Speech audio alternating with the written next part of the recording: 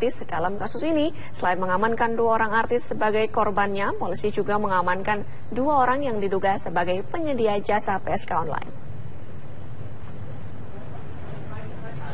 Berawal dari pengembangan kasus Mucikari RA yang juga tersangkut kasus prostitusi online beberapa waktu lalu, petugas mengamankan 2 orang artis yakni NM dan PR sebagai korban, sementara 2 orang lainnya yang berinisial O dan F diamankan petugas sebagai tersangka. Keempatnya diamankan di Hotel Bintang 5 di kawasan sekitar Bundaran HI.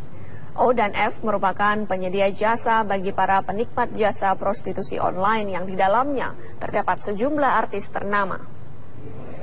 Untuk tarif yang ditawarkan pelaku, yaitu berkisar antara 50 juta sampai dengan 120 juta untuk per 3 jamnya. Kini NM dan PR masih berada di ruang pemeriksaan Bareskrim Mabes Polri.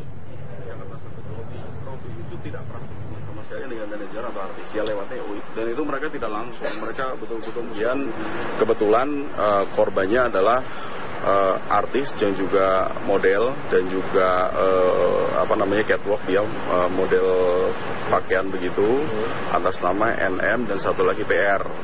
Dari hasil pengembangan yang paling murah di kelompoknya O ini, 1 kali short time gitu sekitar 3 jam itu paling murah 50 juta, kemudian yang paling mahal 120 juta.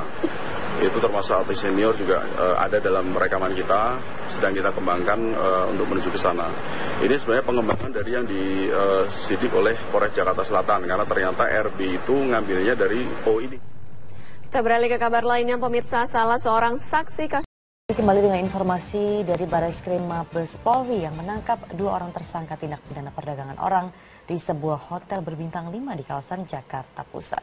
Ya, 2 orang tersangka berinisial F yang berprofesi sebagai manajer artis dan juga O yang berprofesi sebagai manajer tempat hiburan malam.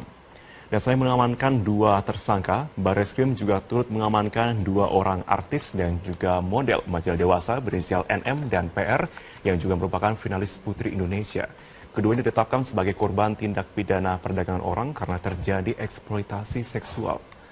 Kasubdit Direktorat Tindak Pidana Umum Bareskrim Polri Kombes Pol Umar Esfana menyatakan saat ini 2 orang tersangka dan 2 orang korban masih dalam pemeriksaan.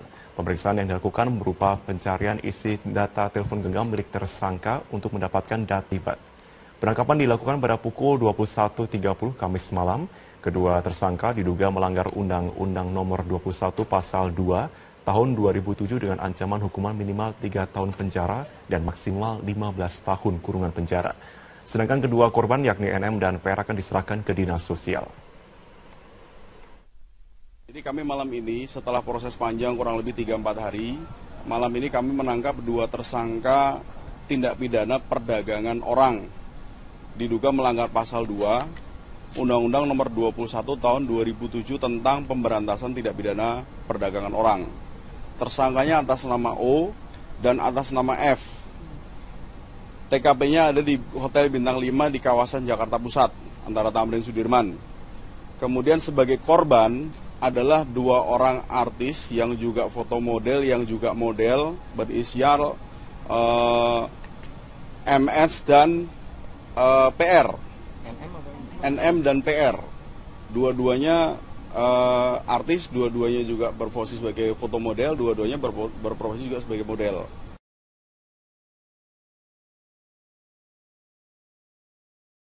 Hasil mengungkap kasus prostitusi yang melibatkan artis dan model berinisial NM dan PR yang tengah melakukan transaksi di sebuah hotel di kawasan Jakarta Pusat malam kemarin.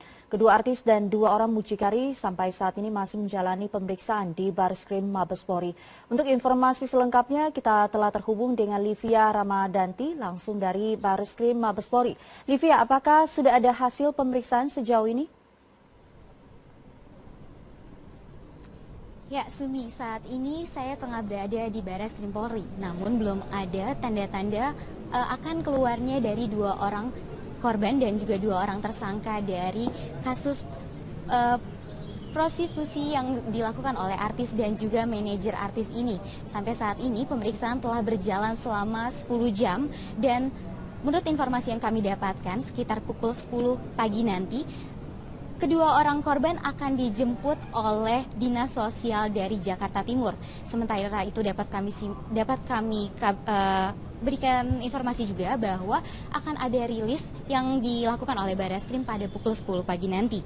Sedangkan untuk kasus ini sendiri, kedua orang artis masih ditetapkan sebagai korban menurut keterangan dari TPPO, yaitu persetujuan korban atau tindak pidana ini tidak menghilangkan pidana dari pasal 31. Untuk sekian informasi yang dapat kami sampaikan. Terima kasih Livia Ramadanti untuk informasinya langsung dari Mabespori, Jakarta.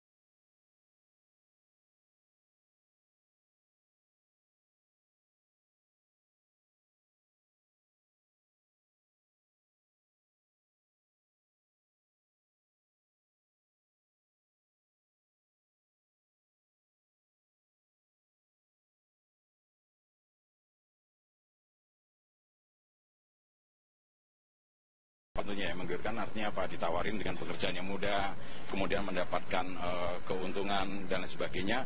Tentunya ini menarik mungkin bagi dia, dan salah satunya mungkin yang mereka hubungi juga sudah ada yang pernah praktik yang serupa gitu. Oke, dan hari ini kita tidak sendiri, tidak berdua saja nih Pak, maksud saya kita bersama dengan beberapa orang korban di sini. Mungkin Bapak bisa tunjukkan salah satunya yang berusia 14 tahun, karena kita ingin menggali sebenarnya apa keinginan dari korban tersebut untuk mendapatkan uang lebihkah, sebenarnya seberapa perlukah ia mendapatkan uang lebih? Yang mana nih Pak? Jadi ini adik-adik kita korban ya, ini adik-adik kita korban, kasihan sama mereka gitu ya. Salah satunya nih adik kita yang berumur 14 tahun, kebetulan juga dia sudah mengambil. Jadi ini tentunya kita juga prihatin dengan kondisi seperti ini. Kami juga lagi menggali apa sebenarnya yang mereka menjadi tertarik untuk menjadi ikut dalam kelompok itu, sehingga mereka diperdaya kalau menurut pendapat kami untuk mendapatkan keuntungan melalui cara-cara yang tidak benar gitu. Mohon izin Pak, saya untuk mewawancari satu orang korban di sini mungkin yang berusia 14 tahun. Adik sebenarnya apa alasan adik? Apakah memang ada kebutuhan ekonomi di sana untuk mendapatkan uang lebih atau seperti apa, Dek? Kebutuhan ekonomi aja. Kebutuhan ekonomi aja. Kebutuhan ekonomi seperti apa? Apakah memang kebutuhan untuk sekolah ataukah untuk kebutuhan hidup keluarga atau seperti apa, Dek? Kebutuhan sekolah sama keluarga. Memang adik menjadi tulang punggung di keluarga? Enggak juga sih, cuman bantu-bantuin doang, bantuin mama lah. Untuk penghasilan sendiri yang didapatkan dari prostitusi ini atau bisa dikatakan penipuan ini memang cukup banyak apa seperti apa? Biasa aja. Mungkin per bulannya bisa mendapatkan uang ekstra berapa, Dek? Tergantung. Rata-rata? Belum pernah sih, aku baru. Terima kasih banyak. Bapak mungkin bisa dijelaskan ke masyarakat sebenarnya benarkah sebanyak itu uang yang didapatkan oleh para korban ini, atau sebenarnya nilainya tidak seberapa bila dibandingkan dengan pekerjaan lainnya, Pak? Ya, sebenarnya kalau menurut data hasil penyidikan kita yang kita sudah kumpulkan, mereka ini ada bervariasi ya. Kalau mereka di booking di dalam, mereka mendapatkan kurang lebih 800. pembayaran transaksi itu dia hanya dapatkan kurang lebih 600, artinya dia hanya dapat 20%. Dari 800 dia dapat 200, yang sisanya adalah si germonya lah istilahnya itu. Disitulah yang saya pikir dia tidak sebanding dengan pengorbanan dia, dalam arti pengorbanan dia secara moral dan sebagainya, dia mengorbankan itu, tapi dia nilainya cukup rendah. Walaupun itu seandainya nilainya tinggi pun, saya pikir ini tidak sebanding dan tidak tepat, karena ini pelanggaran kan. Secara asusila juga nggak dibenarkan, dalam undang-undang pun tidak dibenarkan.